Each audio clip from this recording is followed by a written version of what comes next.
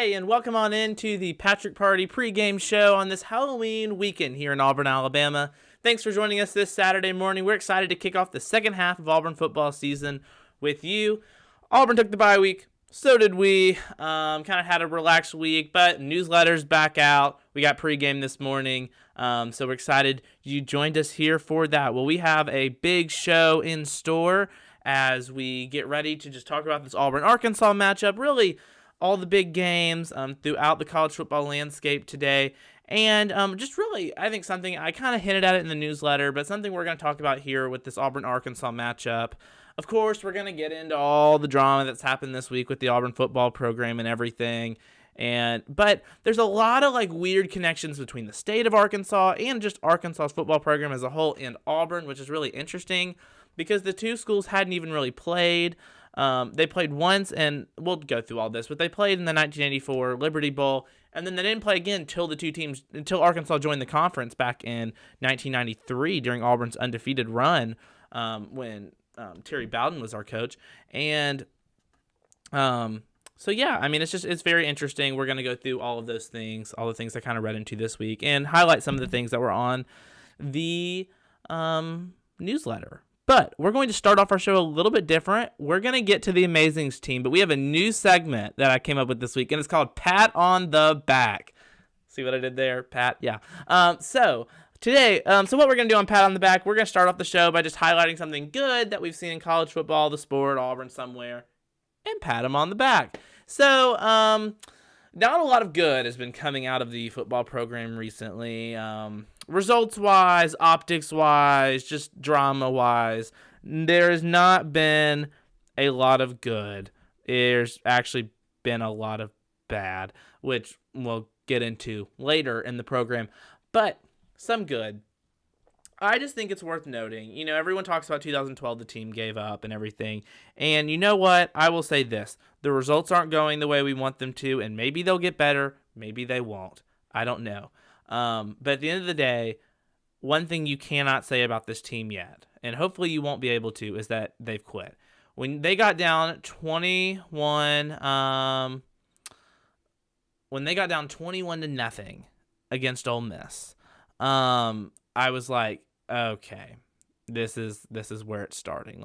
It's about to get ugly. The second half of the season's about to get ugly. I think we're about to see this team start to fold it in and say, we're just going to wait for the new guy.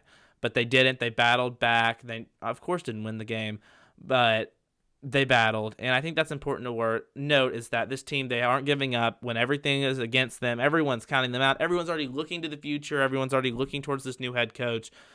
They're still staying focused at the task at hand. And does that mean they'll win this Saturday? I have absolutely no idea. Most people don't think they will.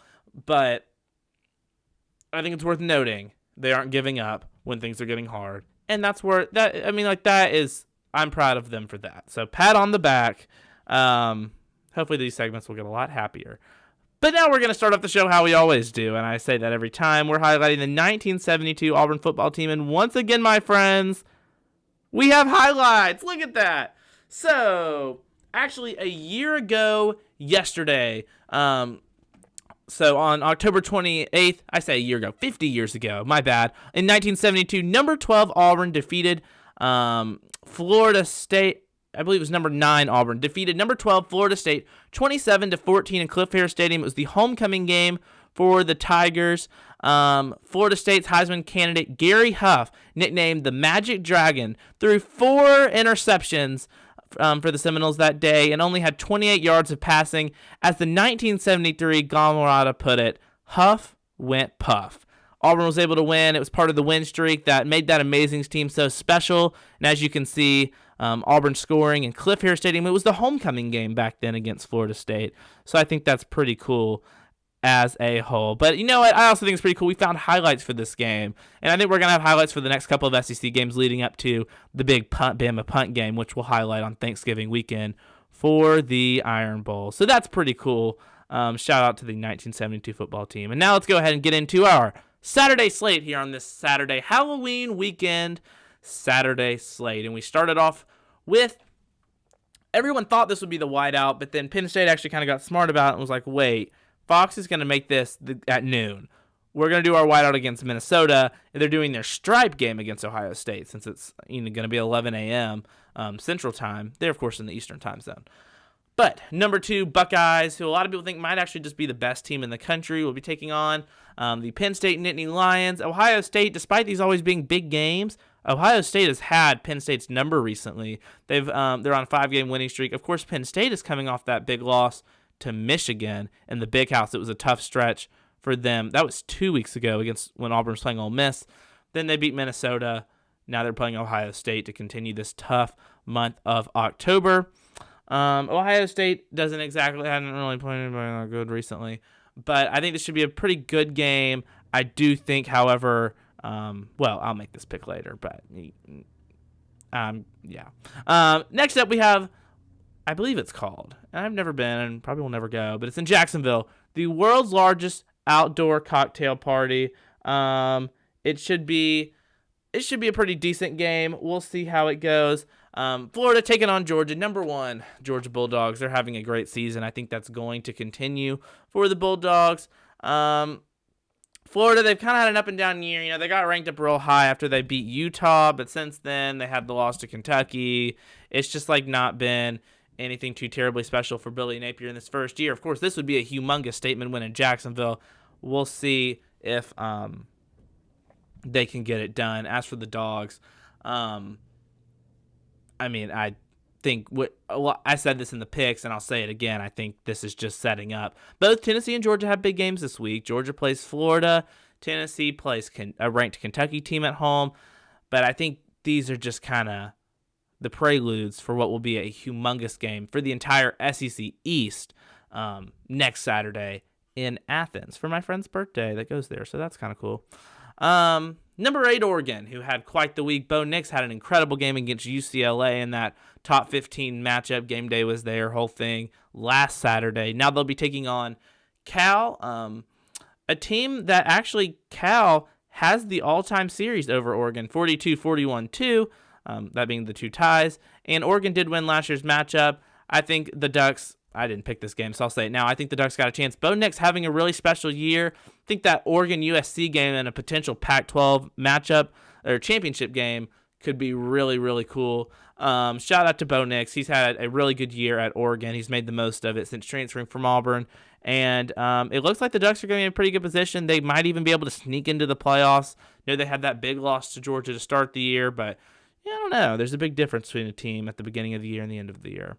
Let's go ahead and talk about Oklahoma State, Kansas State, a top 25 matchup. The number 9 Cowboys, who defeated Texas. Texas was leading that game. Oklahoma State lingered, and they've had a good last couple of years. They play at Kansas State. Kansas State is actually the favorite in this one, and we'll talk about it on Bingham's Bets. But this is going to be a pretty big game. It's looking like Oklahoma State's. I don't know what the clinching scenario is for the Big 12 because it's just everybody. It's kind of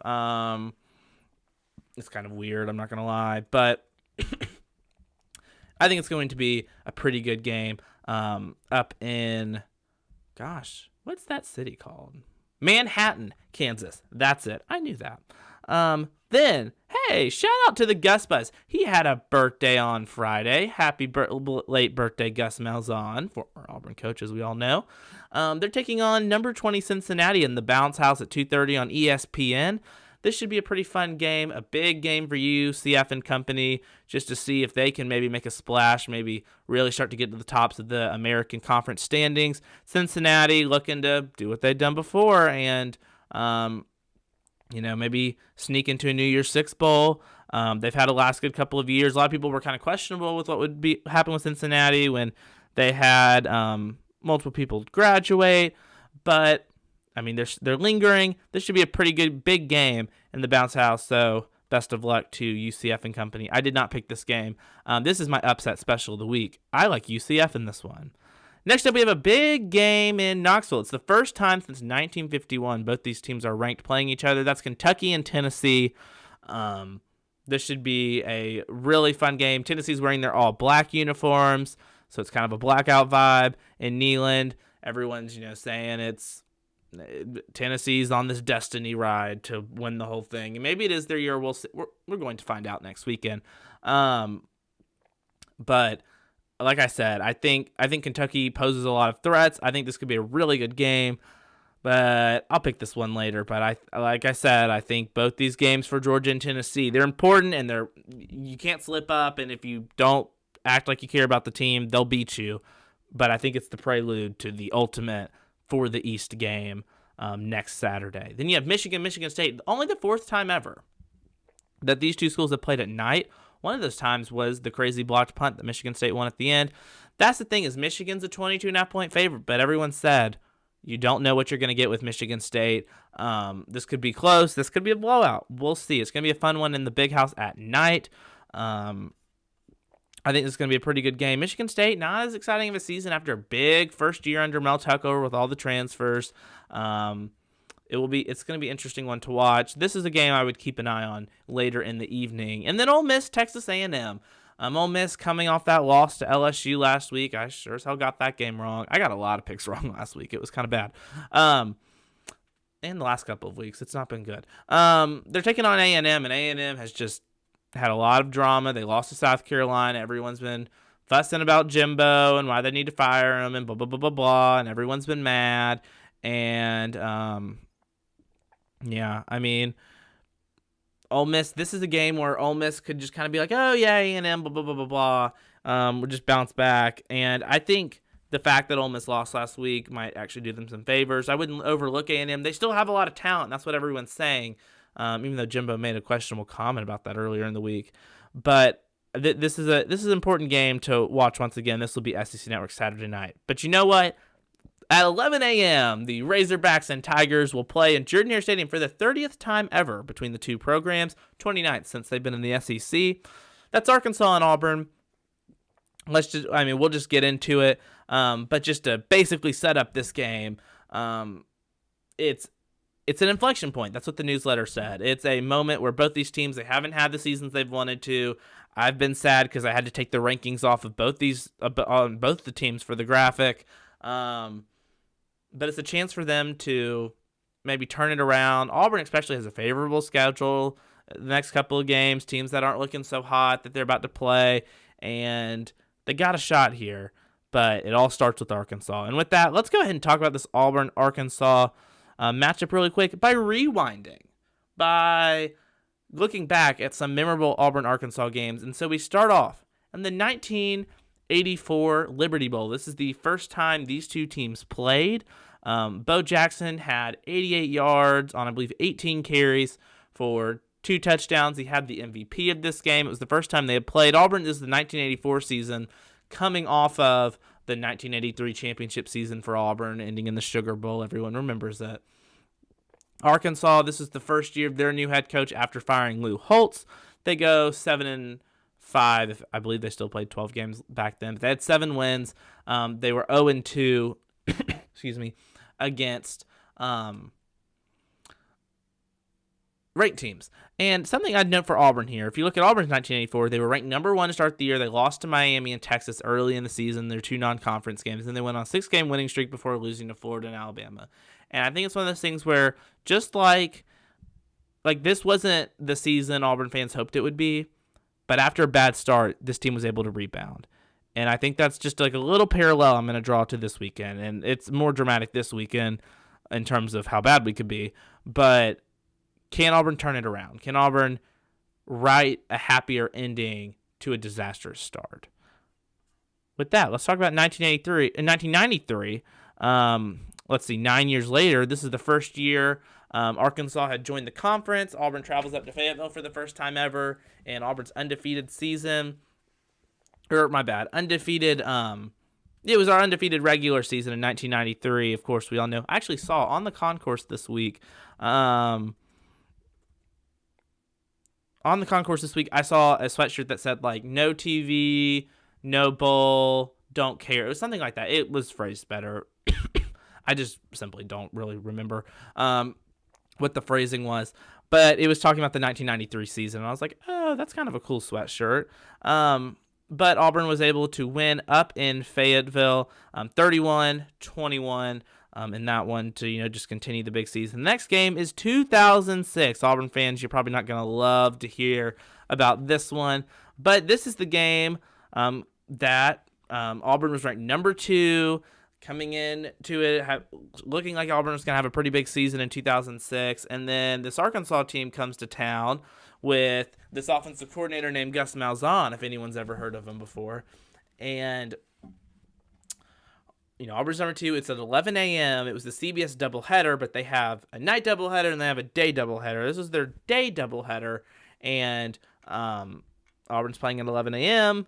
Arkansas, it was kind of the coming out party for Darren McFadden. Malzahn debuted this new thing. Houston finally let Malzahn do what he wanted to, and he debuts this new thing called the Wildcat formation.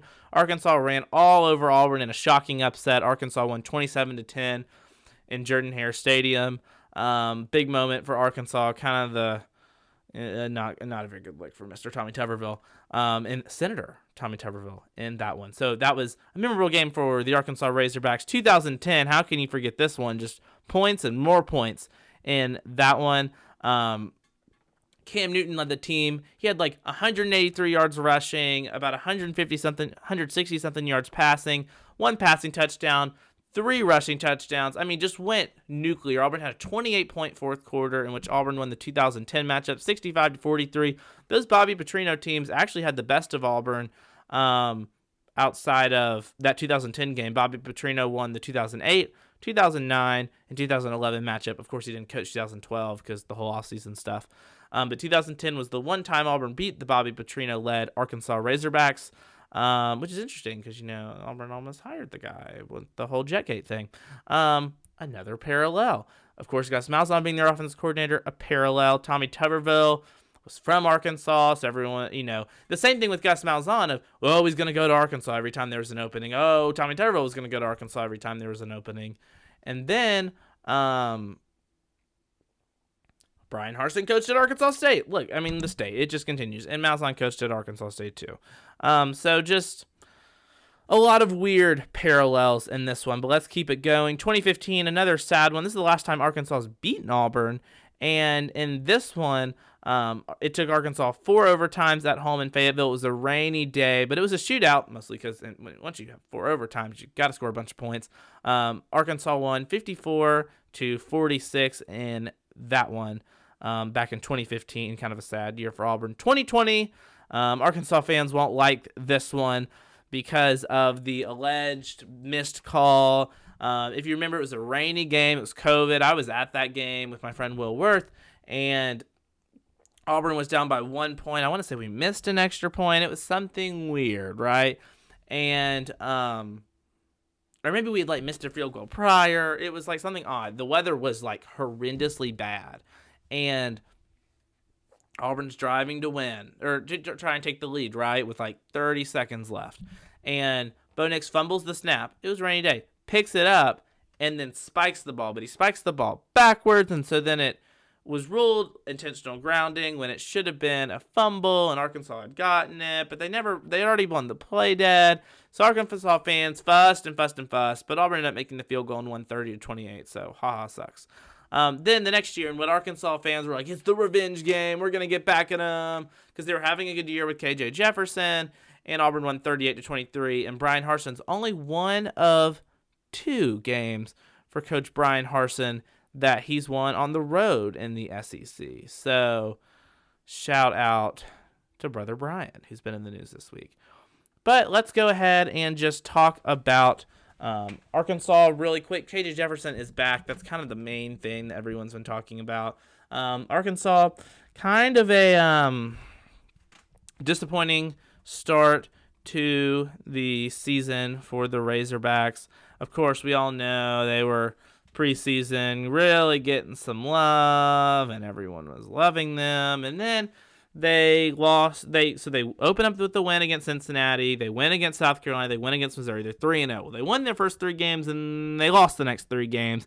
Lost to Texas A&M in Jerry's World in the Cotton Bowl. Lost against Alabama.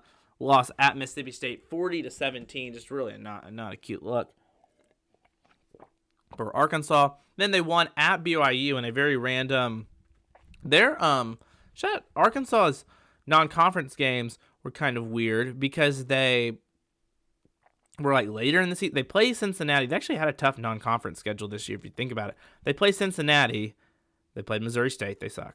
but they barely won that Missouri State game because that was the Bobby Petrino game because Bobby Petrino coaches there, and it was a very close game for a long time. Then they played at BYU, and then they played Liberty at home, and Liberty's a pretty good team. I mean, of course, Hugh Freeze has had them going the last couple of years, so not the easiest little run for Arkansas, but they play at Auburn, then they end the season with Liberty, LSU, Ole Miss, and then at Missouri. So it's going to be a tough stretch for Arkansas. A lot of teams thought they would be better than they were. The injury to KJ Jefferson really hurt their offense. Their defense is something I'll point out.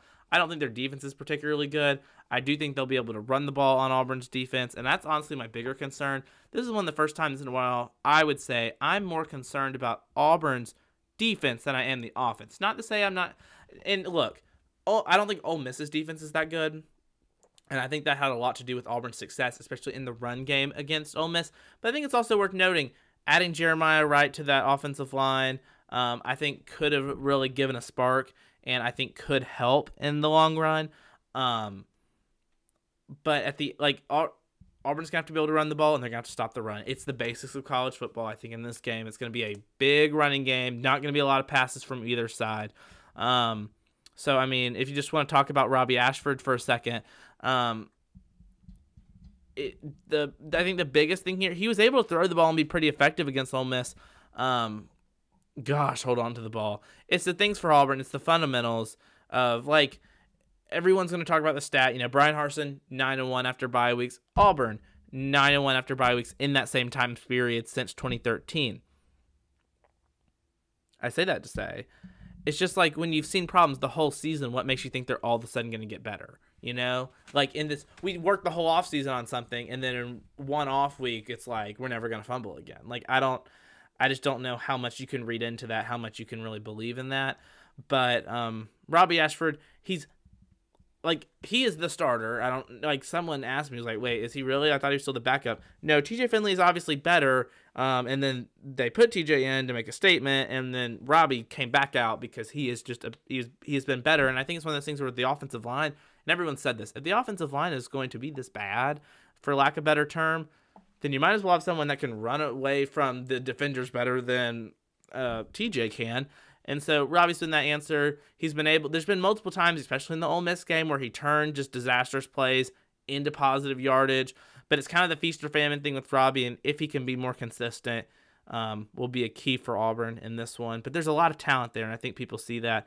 And we'll talk about Tank Bigsby. He had a tough season, not because I don't think he's I don't think he's objectively gotten worse. His numbers might have, his highlights might have, but I think if any NFL person looked at the offensive line, they'd be like, well, yeah, I don't think it matters if you put Bo Jackson back there.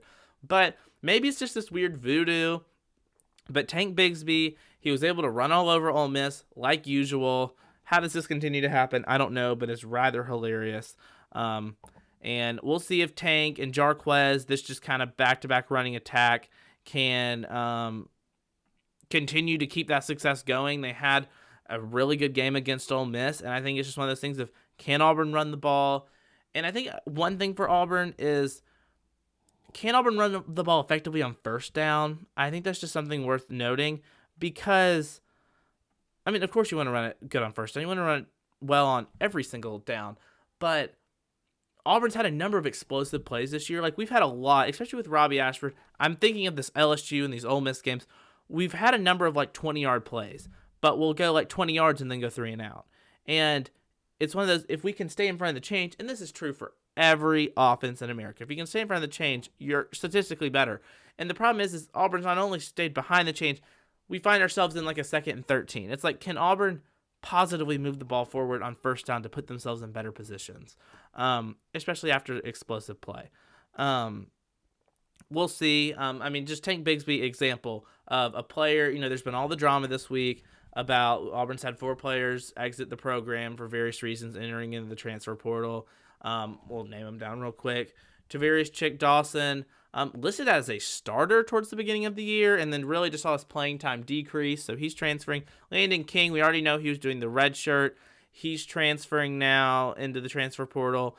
There was a report of Harsin giving an ultimatum or saying that you're either transfer portaling or you're playing. You're not just going to redshirt for the rest of the year. Landon King's the only situation where I feel like that you might be able to see that scenario playing out. But I don't know. I don't know. I'm not in the meetings. That's just what was said on the internet, and the internet's always true, right? Who else? Zykevious Walker had played a little bit, but like I said, just nothing. None of these players were getting a ton of playtime, and then A.D. Diamond hadn't even seen the field for Auburn. And I think it is worth noting that this staff doesn't really rotate a lot. There's really just the starters, and I think that's questionable on defense because they get tired. Like, I get you're not going to be like rotating your quarterbacks or your offensive line. Like, ideally, those are the same.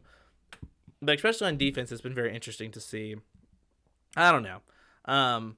Take for that for what you will. I think it's one of those things. It's happening at a lot of programs. That's just the day and age of this college football thing. If you're not getting a lot of playing time and you don't feel like you're in the plans, you want to go somewhere where you feel like you can do that. And that happens everywhere. I think here, the retention has been a problem. Just as a whole, that's not 9 of the 18 players of the 2021 recruiting class are not on Auburn's roster anymore. 18 of the top 50 highest rated prospects from the last 4 signing classes are not here at Auburn anymore. There's been a retention problem at Auburn, and that is worth stating. I'm not just saying that this happens everywhere, but at the same time, other schools have had to deal with this too, and that is just kind of the day and age of this college football thing. It just doesn't help because of the situation Auburn's in. And it's already, the temperature's pretty warm in Auburn, and people are already looking at Brian Harsin and finding things to be upset about. And so in that scenario, it doesn't help. I'm not saying it happens everywhere and Auburn should just ignore it. It is still a problem, yes. All that to say, will we beat Arkansas?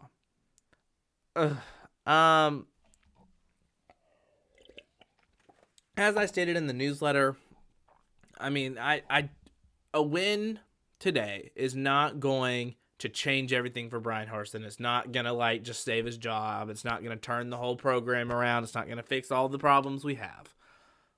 But it's not going to hurt. A loss would mean Auburn has an active game, at least a 1-game active losing streak to every team in this division. The last time they played them, they lost. Every single team in the SEC West. There's a couple East teams that would apply to too. A loss would mean a 6-game losing streak being done to Arkansas. And I think it's worth noting, times we've lost to Arkansas recently have not been proven to be good years. If you go back and look, the last couple times we lost to Arkansas, 2015, Birmingham Bowl year, 6-6, ended up being 7-6, but still not a good year. Lost to Arkansas. Time before that, 2012, obviously 3-9, not a good year. Time before that, 2011, that was a meh year. Arkansas had a good team that year. Year before that, 2009, I actually didn't know we lost that game. It was actually a building year, first year with Gene Chizik, Bobby Petrino. Year after that, 2008, not very good. Year before that, 2006, kind of a disappointing result after how high Auburn had gotten ranked. Then you had to go all the way back to 2002. So, all that to say, which is basically 20 years ago. It was 20 years ago, actually. Years Auburn loses to Arkansas, not good. It's just another thing to slap on and say this is not well. And I think that's worth noting for just all the people making cases that the current guy leading the program shouldn't be anymore. I mean, it doesn't help. But if Auburn wins, it's not going to change everything. But it could get the ball rolling. It could start to write a happier ending to a disastrous beginning. It could, it builds some momentum for going on the road at Mississippi State. It helps you potentially try and get to a bowl game. You got a game against A&M at home that I feel like is very winnable. Same with Western Kentucky.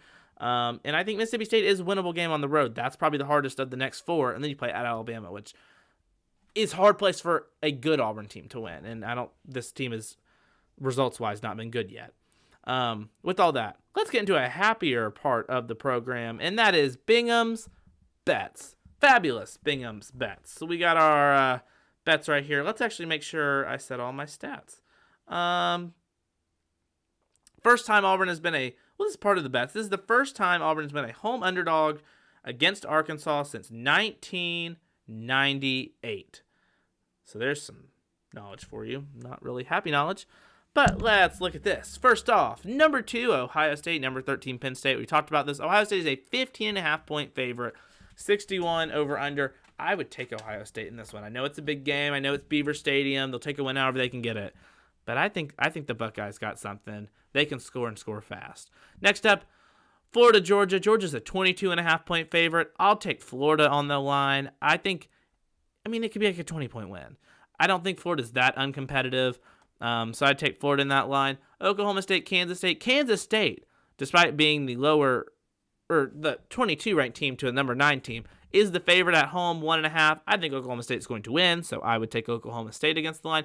UCF is a 1.5-point favorite at home against Cincinnati. Heck, let's take UCF for the fun of it.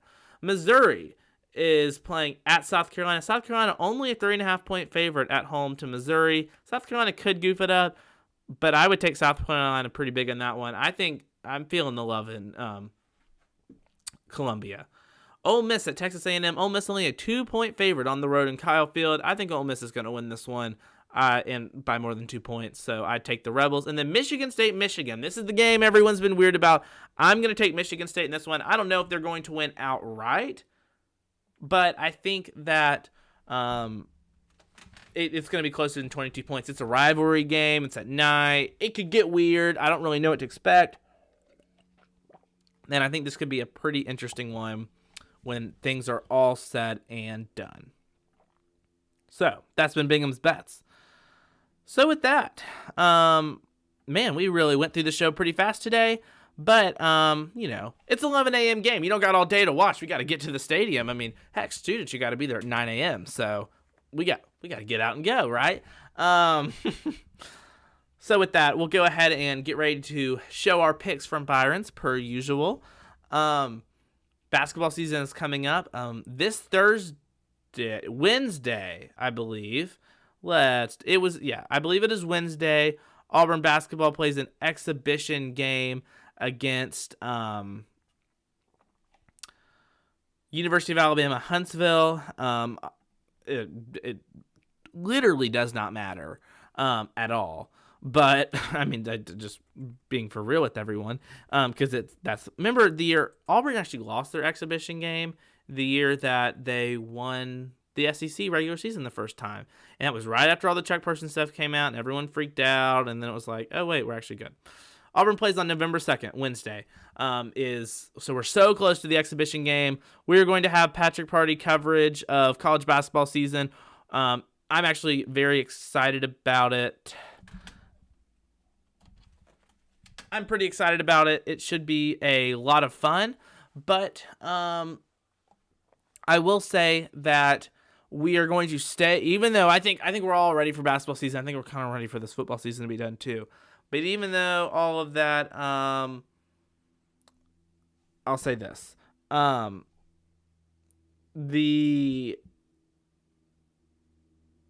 was I going with this? We're going to continue to have football coverage through the end of the regular season. If Auburn makes a bowl game, we'll go from there. But if not, that's when we'll kind of transition. Really, once Auburn, we'll talk about basketball. We'll have some basketball things. And the podcast will have a lot of basketball. But we will fully transition to basketball, do our picks, maybe do some pregame shows. We'll see. That will all start when Auburn plays Florida to start conference play on December 28th. And really, the new year, 2023. So be on the lookout for that. That's going to be a lot of fun as well. But first, we have some college football picks to make from Byron. So enjoy your college football Saturday, everyone. Thanks for tuning in. This has been Patrick Party Pregame. Now for some picks from Byron's. Hey, everybody. Welcome into the Patrick Party Week 9 of the college football season. Let's go ahead and get started. Big noon kickoff on Fox. You have Ohio State, Penn State. It's a big game. Ohio State's on quite the winning streak against the Nittany Lions. I like the Buckeyes. Pretty big in Beaver Stadium. Then you have the world's largest outdoor cocktail party. That's Florida, Georgia, and Jacksonville. This should be a fun game. I think the Dogs are having another great season, and this is going to set up the big matchup next week when they play Tennessee on Mason Victory's birthday. Let's see. Next up, we have Tennessee, Kentucky. The first time both those teams are ranked since 1951. Tennessee won a title that year. I'm going to have to go with the Volunteers in this one. Once again, setting up that big matchup for the SEC East next week. Michigan, Michigan State, a rivalry game. Only the fourth time ever that this rivalry game has been at night. Things get weird. Michigan's a 22-point favorite. We'll talk about that on the pregame show, but I'm going to have to go with Michigan in that one. Ole Miss, they're coming off a loss. They're playing in Kyle Field against A&M. A&M has had everything going against them. I think this will be a pretty close game. I still like the Rebels in that one. Texas A&M just simply can't score. And then Auburn plays Arkansas here in Jordan-Hare Stadium. Both teams are coming off a bye week. Brian Harsin, as a head coach, is 9-1 after bye weeks. We'll see if he can start to turn the season around. It's not going to change everything. It's not going to change the perception. But can Auburn slowly start to get things back to normal with the win against Arkansas? It's been a big week. I'm going to pick Auburn in this one.